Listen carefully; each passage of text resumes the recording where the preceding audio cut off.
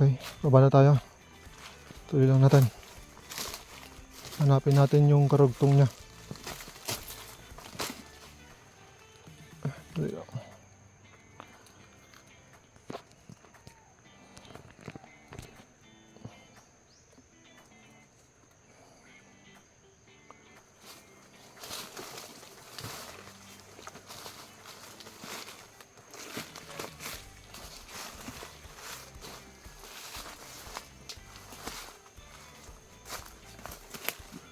Ayan, ito yung karugtong niya. Galing sa taas. And then, ayan, bumaba na siya.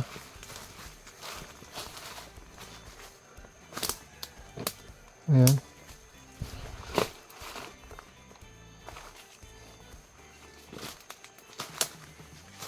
Ayan na siya. So, pababa na siya.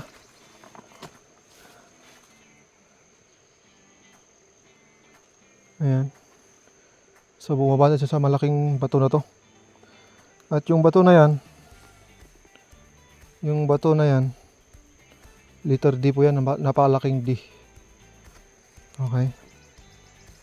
So, babaan natin.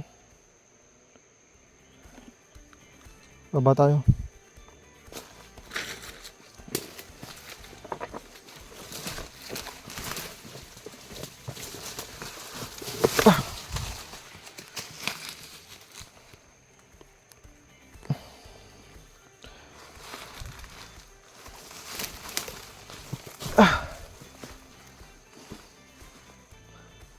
So, hindi na mahirap ditong i-detect. So, baba tayo.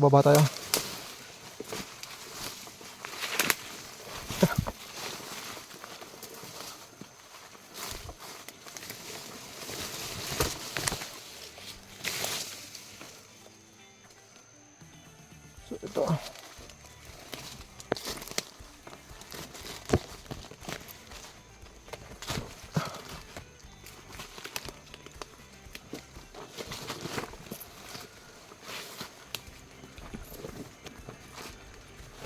Uy, nawala na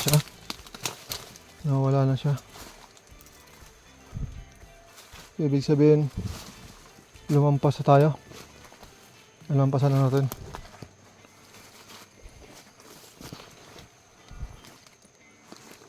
Wala na siya. Pero dito meron. So,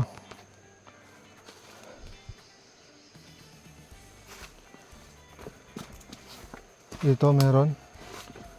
Pero dun sa may dito wala na. So hanggang dito lang yung ating na-detect. Oops. Oh no. Yeah. Hirap talaga ng treasure hunter. Okay, so ito na po yun. Dito na po yung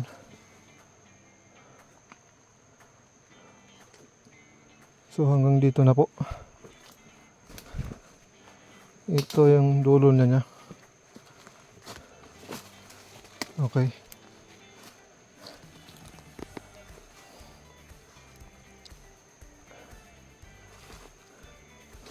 So ito na po yung dulo niya. Okay, so yan po. Ayan. So hanggang dito na po yung dulo niya. So dito po yung entrance. Kasi ito yung pinakadulo na yun. So makikita din natin dito. Madaming marker po yan. So ito. Marker ng 7 spoke. Pero marker din ng tunnel. Ito. At saka yung letter D po. Marker din po ng door yun. Yung bato na to. Okay, at saka meron dito, sabi dito yung marker nito, mapakita ko na rock filed. Okay, so nasa treasure code po yan. So naka-file na ba to? So ito po yan. So yan doon po. At ganito po nga ang pag-detect ng ating po natin ng gamit nating ang ating manual locator o manual detector, aux manual detector.